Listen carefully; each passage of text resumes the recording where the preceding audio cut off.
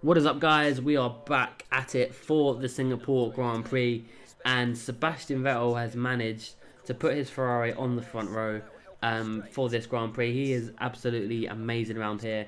But Lewis Hamilton did claim pole position, and yeah, it's not been bad. We didn't do too bad in qualifying, I don't think. I don't actually remember where we qualified, but I know we didn't do too bad in terms of how well we did in Monza. I mean, obviously we got pole in Monza. This track's a little bit more different. It's a little bit more delicate, but at the same time, it could have been a lot worse. So I'm looking at it now, like, where have we qualified?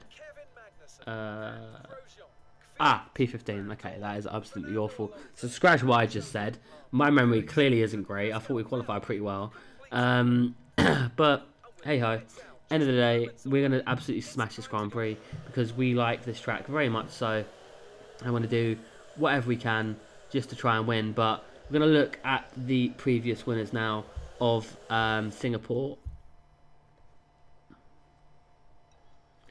and just see how everything shapes up. So obviously Fernando Alonso and Vettel are obviously very good at this track, like insanely good at this track. I have no idea what the hell Grosjean's doing, but yeah, made my life a little bit more difficult. But coming on to the starting grid, we are ready for all 5 lights to appear, and we get underway. Now we're going to struggle off the line here. We're going to have a very, very fast McLaren Honda try and go down our inside. We're going to have a look at Grosjean, and we've got Magnussen and Stroll just ahead of us.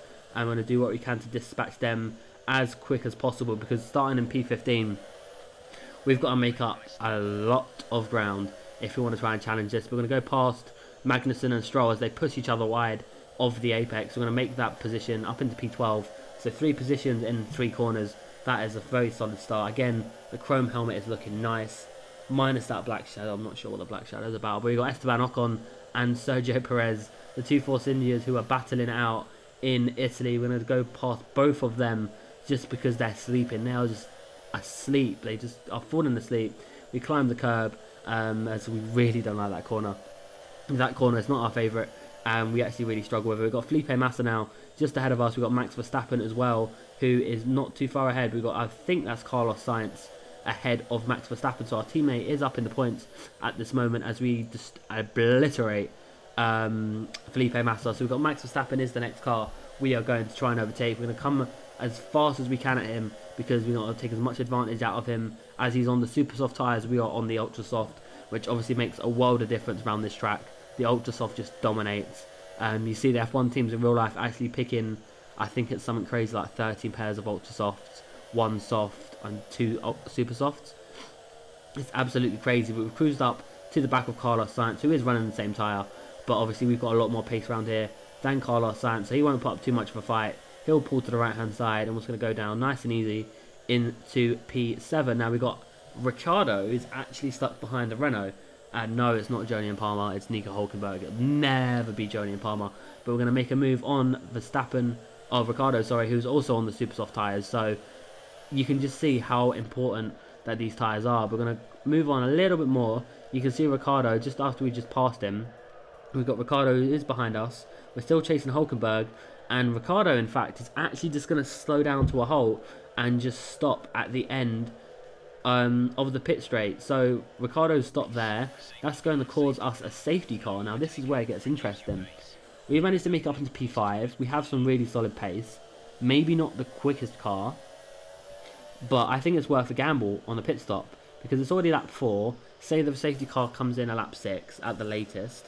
That's usually everyone's pit stop window. So if we can manage to gain a few positions while everyone pits, we won't have to make another stop, and we could actually fly past everyone while they pit.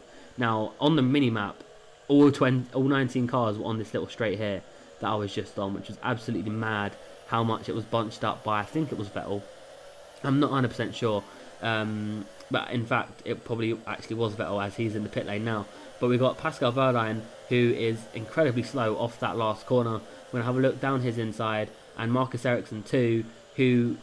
he was just nowhere near the apex. I'm not sure what he was doing exactly. But we've got Fernando Alonso on our left-hand side. We're just going to eat up all that traction, and we're just going to get past him. Just under pure acceleration. It just shows you how bad the McLaren Honda is. You would not see me in that car at all. as Stoffel Vandoorne also is just going to get eaten up just on top end speed, like the top end speed of that McLaren, and that was a Ferrari. That just happened. And that was Kimi Räikkönen again. Kimi Räikkönen has got issues after issues. We have to find out what happened with him. He was going incredibly slowly, so unless he just conked out on the straight or had a puncture, but it's just not going his way so far this season. And yeah, he just stops. And look at all the swarm of cars going around him. He made very well to actually not end up getting hit by any of the cars. So we're going to have a look here. He's in the pursuit of Bottas. I reckon he's about P3 at this point. So he's chasing Bottas and his tyre just pops. Very similar to Bottas. So this is like the 2013 season all over again. The Pirelli tyres are just not exploding, but they're not sustaining enough performance out the tyres. So it's like lap 6, and it's not like the tyres are put under much pressure during this track. But we get rid of Jolyon Palmer. We got, I want to say Grosjean. I really want to say Grosjean, but I'm not sure. Oh, well, you know, it was actually Grosjean. Okay, that's fine. We go past him, and out here we go. Everybody is in the pit lane. So we actually was plumb last. We actually make it up to P6 by the time most of the field has pitted. So it looks incredibly good for us at this point to maybe get the win, if not definitely a podium, if we can hold off everyone else at this point. But it'll basically all be down to that strategy of coming in under the safety car, just managing it just because we was on the right laps of the safety car, coming in to be able to just bypass everyone, basically get a free pit stop, because we only have to make one stop in this race. The tyres are so durable this season, it's a joke. But yeah, so that was the Williams taken care of. Now here is the Force India also being taken care of. We bang our tyres a little bit, but it's not too much. And Kimi's actually gone into the pit lane. He's actually straight ahead of us, actually. So he is just behind the race leader.